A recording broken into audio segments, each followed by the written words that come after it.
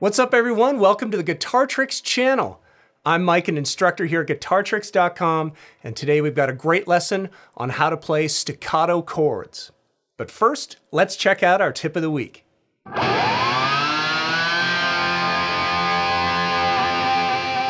great way to track your progress as a guitarist is to periodically record yourself playing.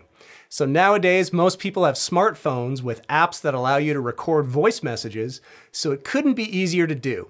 Listening back gives you some perspective on your progress. Sometimes it's difficult to really hear how you sound while you're playing because you're so focused on the technique, on the chords and notes you're playing, and your picking and your strumming and all that stuff. So be sure to be objective and your own worst critic. You might even hear something you didn't expect to hear that you might want to add to your practice routine. All right, so our lesson of the week is all about playing chords staccato. And what is staccato? Well, it's a musical term that means a shortened duration. So if you're playing a staccato chord, you're not letting it ring out, you're cutting it off at a predetermined length. Staccato chords can be found in plenty of genres. For example, funk.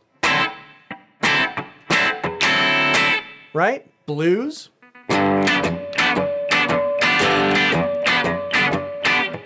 Even R&B. Okay? Lots of examples of these kind of chords to be found in any genre. So let's check out the technique involved in making it happen. All right, so let's practice this by grabbing a D major bar chord in the 5th position with the root on the A string. So I've got the 5th fret of the A string barring down on the 7th fret of the D, G, and B. Okay? Now cutting off the chord quickly, what we're gonna wanna do with our fretting hand is let it ring out just for a little bit and then lift our fingers off the frets, but here's the key, not off the strings, okay? We wanna deaden the strings without letting them ring out. So, okay? Let it ring out just for a tiny bit, okay? And then lift off, but holding the strings together so that they don't ring. If you don't do that, okay, it gets a little messy there because the strings start to ring sympathetically if you're not holding them.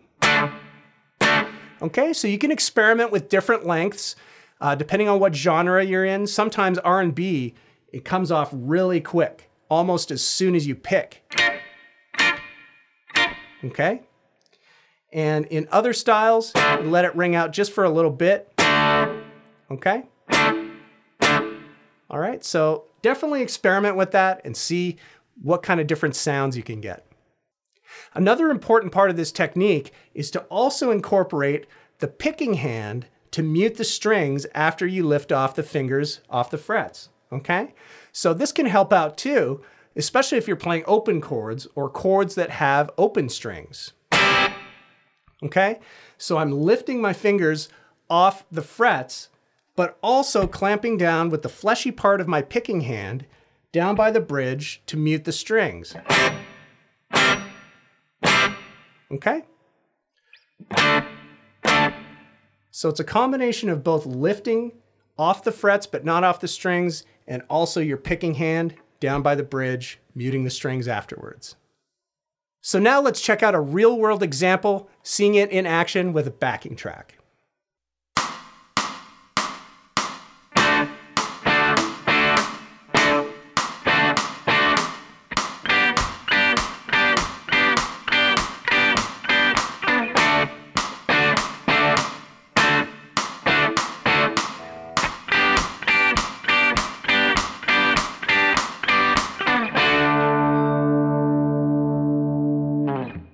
So that's it for this week's channel episode. I hope you got some inspiration and got some cool new ideas to try out and practice away on. Be sure to head on over to guitartricks.com/channel for more great free lessons. I'm Mike with Guitar Tricks, and we'll see you next time.